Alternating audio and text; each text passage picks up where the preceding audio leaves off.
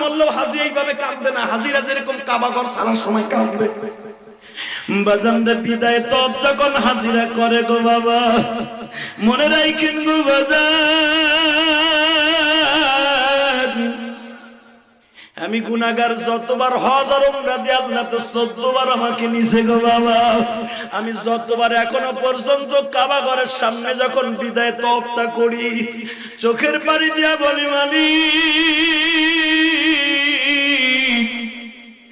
আগামী বছর আর আসতে পারবো কিনা জানি না।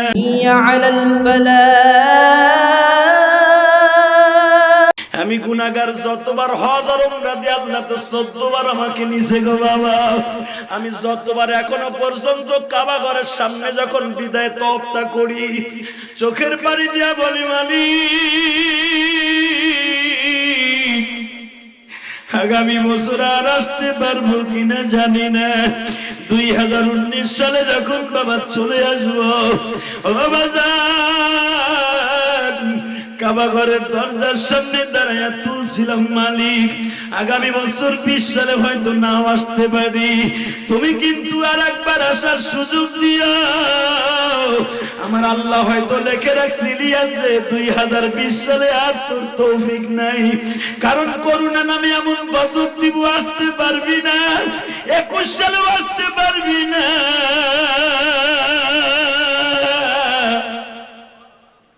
22 সালে হজ কপালে আছে কিনা তাও জানি না গো বাবা। শুধু মনে রাখবেন, যারা জীবনে হজ করতে গেছেন, আমি আজকে দোয়া করে যাই, আল্লাহ আমাদের এই আত্মীয় স্বজনকে একবার মক্কা মদিনা দেখাও গো মালিক, কারণ আমার নবীও কাবা ঘর ছাইরা যাইতে চায় নাই। ফিহি আয়াতুম বাইনাতুম মাকামু ইব্রাহিম ওয়া ইয ইয়ারফাউ ইব্রাহিমুল কওয়াইদা মিনাল বাইতি ওয়া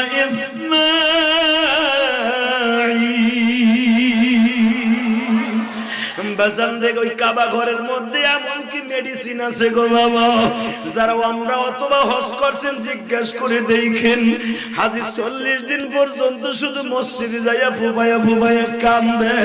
ওই কাবা ঘরটা চোখের সামনে পড়ে, রাসূলের রওজার ওই সবুজ গম্বুজটা চোখের সামনে পড়ে, হাজি তখন আর নিজের চেক দিয়ে রাখতে পারে না গো বাবা। এখন আপনি শুনবেন আর আপনি বয়া বয়া কানবেন। যারা হজ করছেন তাদের বুকের মধ্যে এখন আঘাত লাগিয়ে যাবে। আরে স্বর্ণের মদিনা, আরে স্বর্ণের মক্কা, ও বাবা, ওই জায়গাটা জীবনে যারা একবার গেছে, ওই জায়গাটা কোনোদিন ভুলতে পারে না রে। ও আমার যুবক ভাইরা, কোটি কোটি টাকা কামাইতে পারবা ঠিকই, টাকা থাকতে মা বাবারে একবার মক্কা মদিনা দেখাই নিয়ে আইসো। এমন একদিন আসবে টাকা থাকবে আর হজ করতে পারবা না, শরীরের শক্তি থাকবে না, অথবা করোনা নামে গজব দিয়ে তোমার হজ বন্ধ করে দিবে। বাজান, আমার বাংলাদেশ থেকে অন্তত 7.5 লাখ হাজি নিবন্ধন এখনো আছে। বাজান রে দেখো, তারা কিন্তু যাইতে পারে নাই, এর মধ্যে নিবন্ধন কিন্তু হাজি কতজন বিদায় নিয়ে কবরে চলে গেছে। এই জন্য যুবক ভাই, এখন তুমি আমার সাথে কান্দা, তোমার চোখের পানি যদি আরশে আজিমের মালিকের পছন্দ হয়ে যায়, অতি দ্রুত দেখবা হজের ব্যবস্থা হয়ে যাবে। আল্লাহু আকবার, জোরে বলেন তো দেখি। আমার নবী ও কানছে, কেন কানছে জানেননি? মসজিদে হিজরার সামনে দাঁড়ায় বলে, আল্লাহ তুমি এখনো আমারে বলো আমি মক্কা ছাইরা যাবো না, তুমি আমারে এখনো বলো আমি মক্কা ছাইরা যাবো না। জিবরাইল বলে, নবী গো, আল্লাহর সিদ্ধান্ত আর থাকা যাবে না। নবী বারবার কাবার দিকে ঘুরে ঘুরে তাকায়। এই জন্য দেখবেন হাজিরা যত সময় পর্যন্ত বাবা 160 তলা ওই গোলক টাওয়ারটা যত সময় দেখা যায়, ও বাদান টনকি টন স্বর্ণ আছে গোলক টাওয়ারটার মধ্যে, স্বর্ণের ঘড়ি যেটা, এই ঘড়ির দিকে হাজির তাকায় আর কাবার কথা মনে করে কাঁদে। আবার তুমি কবে আল্লাহ তোমার এই ঘরে, আল্লাহুম্মা আমিন। বাজারে ওই গোলক টাওয়ারটা যত সময় পর্যন্ত দেখা যায়, কারণ 30 কিলোমিটার দূরের থেকে স্বর্ণের ঘড়িটা দেখা যায়। যেই ঘড়িটা যেখানে লাগানো, এই জায়গাটাই ছিল আবু বকরের বাড়ি গো বাবা। আমাদের পরে আল্লাহ বেজার হইতে হইতে এত পর্যায়ে হয়ে গেছে বাবা। আজকেও দেখলাম ফেসবুকে একজন দেখাইল হুজুরের রওজার পাশে 5-6 জন মানুষ সালাম দিতেছে। দুঃখে কই যাবে হুজুরের রওজা দিয়া বাবু সালাম দিয়ে ঢুকিয়া সালাম দিত। এই টাইমে এই সময় এই উমরার সময় লাখ লাখ হাজি সেখানে 4-5 জনে দাঁড়ায় সালাম দিতেছে। সুবহানাল্লাহ বলে গজব।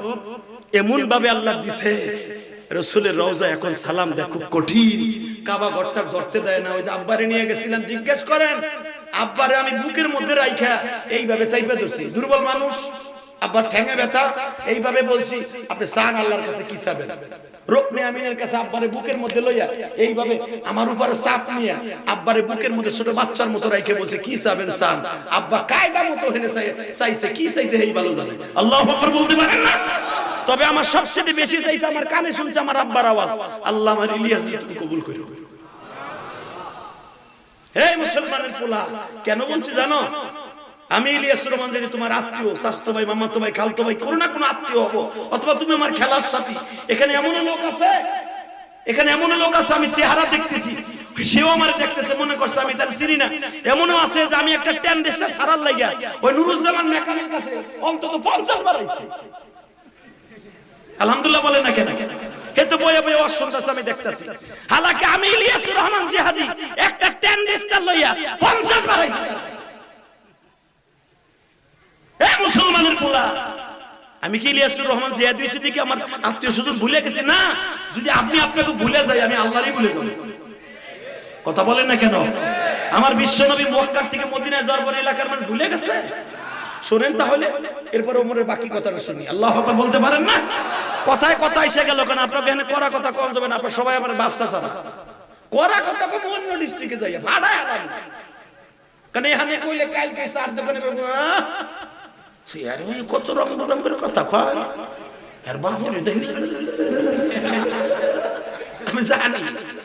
ওই যে কইছিলাম 3 জায়গায় পীরগিরি চলে না, 1 নম্বরে বোর কাছে, 2 নম্বর হলো গ্রামবাসীর কাছে। কথা কর না কেন? তবে আপনারা আমার ভালোবাসেন এটা আমি বুঝে আলাইছি। কেন জানেন? আমি ইলিয়াস আইছি আপনাকে গেছে, আমি ভাবি নাই যে এত লোক হইব, আমি কল্পনা করি নাই, আমি ভাবি নাই যে দুই পাশের রাস্তা ব্লক হয়ে যাবে, আমি কল্পনাও করি নাই। তাহলে বোঝা গেল আপনারা আমাকে ভালোবাসেন, আর এই ভালোবাসার পিছনে একমাত্র অবদান হলো আমার মা বাবার। কথা বলেন না কেন? এ প্রবাসী ভাই রে, বিদেশি ভাইরা যারা বিদেশ যাইতে চাস, বিদেশ যাইয়ে টাকা জমা দিয়ে বিদেশ যাইতে পারবি না। যদি বিদেশ যাইতে চাস, প্রতিটা ইশারের নামাজের পরে মার হাতে চুমা দিস। এই লাখ লাখ টাকা মার খাবি, যদি মার বর দোয়া তোর অ্যাকাউন্টে থাকে বেটা, আমি গ্যারান্টি দিলাম। আর তুই একটা ধাক্কা যে দেশে যাবি সেই দেশে নিয়ে যাবে আল্লাহ তোরে। যদি তোর মায়ের চোখের পানি যায় না মাঝে বসে একবার বলে আল্লাহ আমার আব্দুর রহমান একবার ইটালির মুখ দেখা, তোর 7 সমুদ্র 13 নদী পার করে আল্লাহ ধাক্কা দিয়ে লয়ে যাবে। আল্লাহু আকবার করে বলো। আর শ্বশুর বাড়ির টাকা লয়ে যাবি, মায়ের কান্দাইয়া বাপে সম্পদ দিছা, বিদেশ যাবি ঠিকই, সিগারেটের পয়সা লয়ে আইতে দিনা দেশে। তুই আমার 1 মাস আমি যা কামাই তুই 5 বছর পারবি না। কারণ কি জানোস? তোর ওই টাকার মধ্যে আর তোর অ্যাকাউন্টে মা বাবার বর্দ আছে। সত্য বলছি না মিথ্যা বলছি? তাকাও এইদিকে মুসলমানের পোলা, এদিকে তাকাও। বিশ্বনবী তার দেশের মানুষকে কত ভালোবাসতেন। এই নবীর কিন্তু দেশ দুইটা, একটা হলো তার বাবার দেশ, দেখেন আল্লাহর সেটিং দেখি, আল্লাহ কেমনে ফিটিং দিয়ে দিছে আমার নবীরে দিয়া। এই মক্কায় কিন্তু বিশ্ব সুন্দরী কম ছিল না। আব্দুল্লাহর মাইয়া বিয়ে করার লাগে মক্কায় মহিলা কম ছিল না, মক্কার সবাই শিল্পপতি ছিল। কিন্তু দেখেন মক্কায় আব্দুল্লাহর আল্লাহ বিয়ে না দিয়া মক্কার থেকে 450 কিলোমিটার 550 কিলোমিটার, কারণ আমি আবুয়া বস্তিতে হুজুরের নানার বাড়ি 4 বার গেছি। আলহামদুলিল্লাহ বলে আল্লাহ আমাকে নিছেন আপনাকে দোয়ায়। যেখানে পুলিশ পাহারায় যাইতে পারে না আমি গুনাহগার গেছি, আল্লাহ লয়ে গেছে। বুকে সাহস ছিল, আরবি তো কথা বলতে পারছি, আল্লাহ আমার লয়ে গেছে। আমার বাঙালি ভাইরা আমার লয়ে গেছে। আলহামদুলিল্লাহ বলতে পারেন না? আমি দেখেছি যে ওজা পারাগায় আমার বিশ্বনবীর সেই নানার বাড়ি, কি আবুয়া, সুবহানাল্লাহ বিহামদিহি, সুবহানাল্লাহ বিহামদিহি, যেখানে খুঁজা বাইর করাই মুশকিল এখনো পর্যন্ত। এই ডিজিটাল যুগে খুঁজা বাইর করা মুশকিল। তো বাবা কোথায় রয়েছে মক্কা, সেখান থেকে হুজুরের দাদা আর এই যুগে নাকি যে বাসে গেলাম সার্বিক গাড়িতে উঠা মাওয়া ঘাটে নাইমা মাই একটা চয়েস করে পোলারে বিয়ে দিয়ে এলাম। এটা কি মাওয়া ডিজিটাল যুগ? ওই যুগে মাইয়া 1 কেজি 1 কিলো রাস্তা খুঁজা বাড়ি বাইর করা অনেক কঠিন।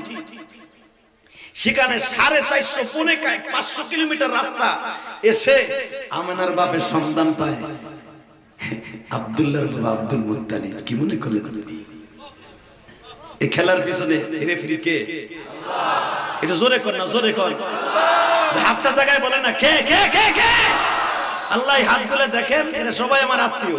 আল্লাহ দেখেন, আল্লাহ দেখেন হাতগুলো উঠে আপনার নবীর বাবা মার পক্ষে কত সুন্দর ভোট দিচ্ছে। আল্লাহু আকবার জোরে বলেন তো, আল্লাহু আকবার জোরে বলেন।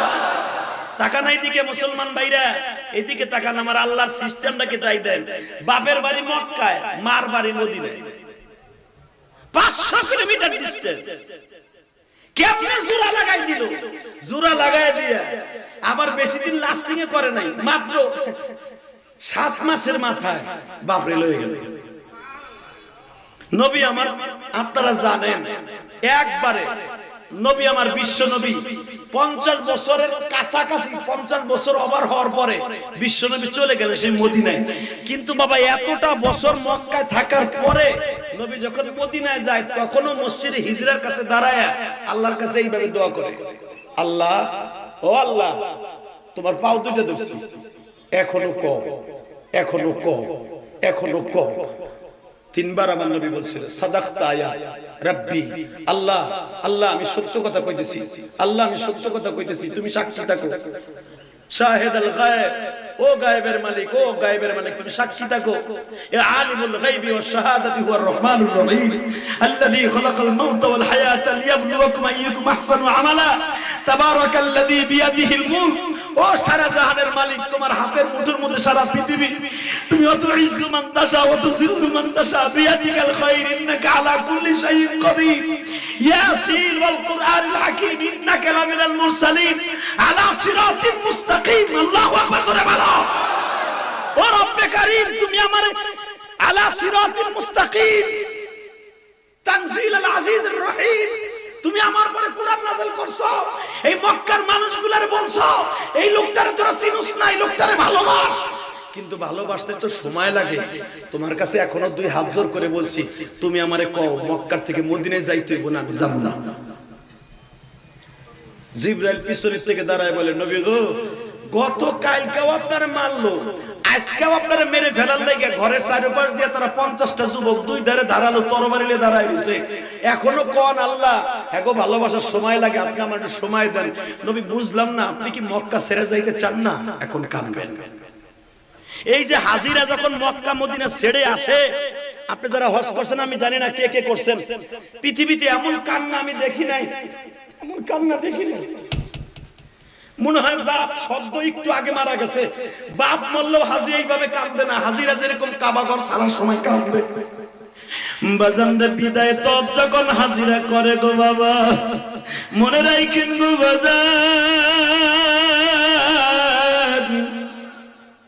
আমি গুনাহগার, যতবার হজ আর উমরা দিয়ে আল্লাহ তো 14 বার আমাকে নিছে গো বাবা। আমি যতবার এখনো পর্যন্ত কাবা ঘরের সামনে যখন বিদায় তওবটা করি, চোখের পানি দিয়া বলি মালিক আগামী বছর আর আসতে পারবো কিনা জানি না। 2019 সালে যখন বাবা চলে আসবো, ও বাবা যান কাবা ঘরের দরজার সামনে দাঁড়াইয়া তুলছিলাম, মালিক আগামী বছর 20 সালে হয়তো নাও আসতে পারি, তুমি কিন্তু আর একবার আসার সুযোগ দিও। আমার আল্লাহ হয়তো লিখে রাখছিলি যে 2020 সালে আর তোর তৌফিক নাই, কারণ করুণা নামে এমন গজব দিব আসতে পারবি না, 21 সালেও আসতে পারবি না।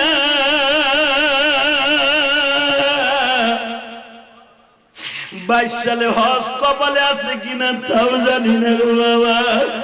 শুধু মনে রাখবেন যারা জীবনে হজ করতে গেছেন, আমি আজকে দোয়া করে যাই আল্লাহ আমাদের এই আত্মীয়স্বজনকে একবার মক্কা মদিনা দেখাও গো মালিক, কারণ আমার নবীও কাবা ঘর ছাইরা যাইতে চায় নাই। ফিহি আয়াতুম বাইনা مقام إبراهيم وإذ يرفع إبراهيم القواعد من البيت وإسماعيل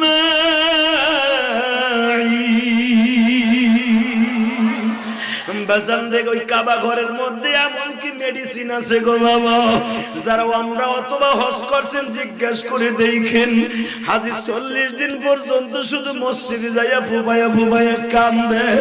ওই কাবা ঘরটা চোখের সামনে পড়ে, রাসূলের রওজার ওই সবুজ গম্বুজটা চোখের সামনে পড়ে, হাজি তখন আর নিজের চেক দিয়ে রাখতে পারে না গো বাবা। এখন আপনি শুনবেন আর আপনিও বয়া বয়া কানবেন। যারা হজ করছেন তাদের বুকের মধ্যে এখন আঘাত লাগিয়ে যাবে। আরে স্বর্ণের মদিনা, আরে স্বর্ণের মক্কা, ও বাবা ওই জায়গাটা জীবনে যারা একবার গেছে ওই জায়গাটা কোনোদিন ভুলতে পারে না রে।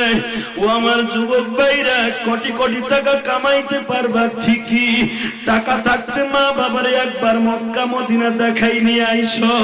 এমন একদিন আসবে টাকা থাকবে আর হজ করতে পারবা না, শরীরের শক্তি থাকবে না, অথবা করোনা নামে গজব দিয়ে তোমার হজ বন্ধ করে দিবে। বাজান আমার বাংলাদেশ থেকে অন্তত 7.5 লাখ হাজি নিবন্ধন এখনো আছে।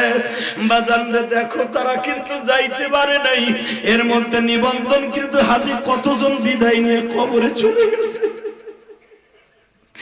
এই জন্য যুবক ভাই এখন তুমি আমার সাথে কান্দা, তোমার চোখের পানি যদি আরশে আজিমের মালিকের পছন্দ হয়ে যায়, অতি দ্রুত দেখবা হজের ব্যবস্থা হয়ে যাবে। আল্লাহু আকবার, জোরে বলেন তো দেখি।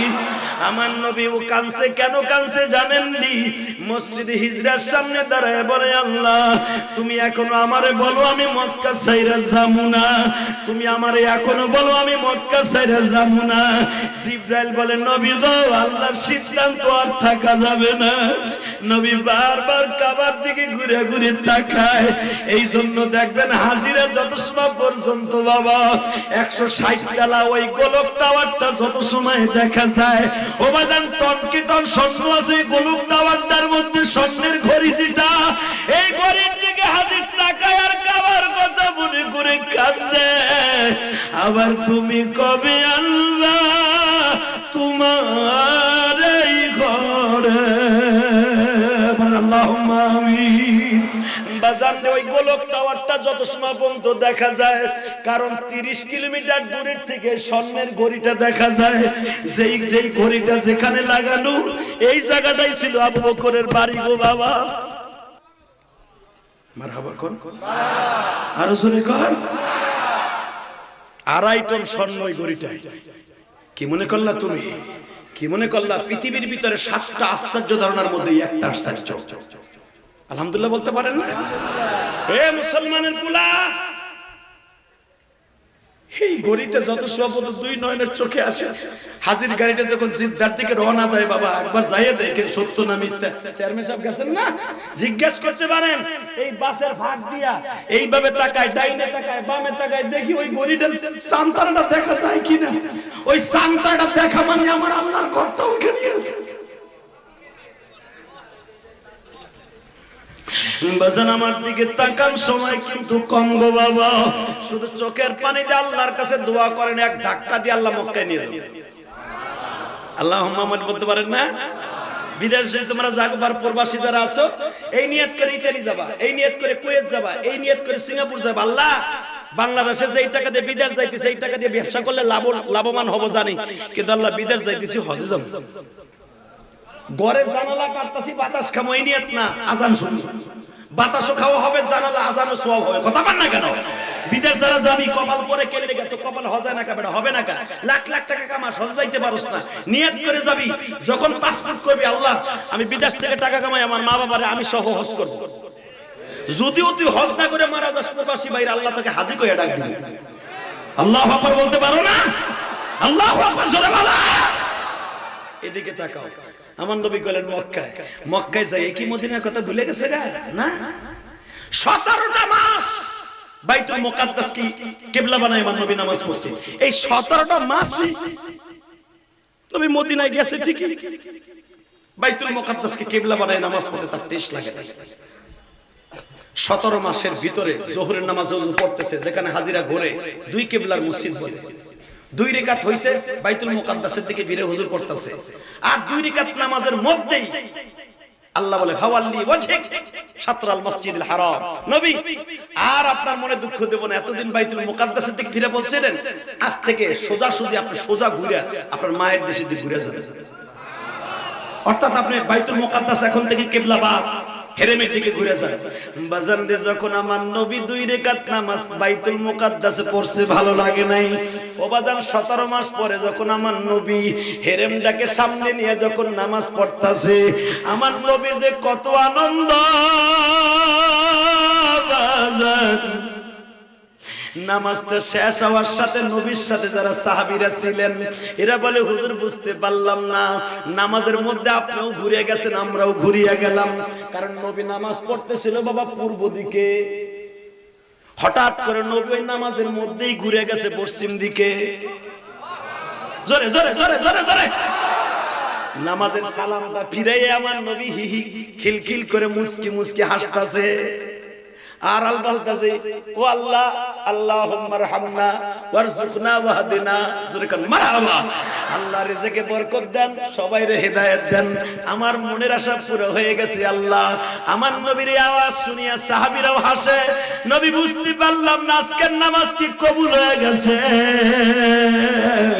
আমার নবী বললেন, আজকের নামাজ খালি কবুল হয় নাই, বিশ্ব নবীর মনের প্রশান্তি চলে আসছে। কয় কেমনে? আপনারা কি কিছুই বুঝতে পারেন নাই? কয় না, আমার আল্লাহ নামাজের মধ্যে আয়াত দিয়া বলতেছে, নবী পূর্ব দিকার বাইতুল মুকাদ্দাস কিবলা বানাইতে হবে না, বাইতুল্লাহর দিকে ঘুরিয়ে যান। আমার চাইতে খুশি আর কে আছে? সাহাবীদেরকে নবী জড়িয়ে ধরে বললেন, আজকে যারা আমার পিছনে মুক্তাদি হয়ে নামাজ পড়ছেন, আল্লাহ তাদের সবাই নামাজ কবুল করে নিছে। আর এর বাদৌলাতে যারা নামাজ পড়ছেন তারা সবাই জান্নাতি। আপনার কষ্ট হইতাছে? আর মাত্র 10 মিনিট কথা বলি। হ্যাঁ, আর নামাজ আছে তো আমার দিকে? তা ঠিক আছে, ঠিক আছে, আমার দিকে একটু চায়া থাকবেন, ওঠা বসা করবেন না, নামাজ এখানেই হবে ইনশাআল্লাহ। বলে বাজান রে, আমার নবী চলে যাইয়া কি মক্কার কথা ভুলে গেছে না? কেন এই কথাটা বলছে? আমি ইলিয়াসুর রহমান জিহাদি বলেন আর যাই বলেন, আমি কিন্তু এমন কোন রাত নাই, এমন কোন দিন নাই, এমন কোন রাত নাই দিন নাই বাবা। রাত্রেও এখন প্রোগ্রাম করা লাগে, দিনেও করা লাগে। রাত্রেও যেরকম লোক হয়, জোহরের পরে সে একই রকম লোক হয়।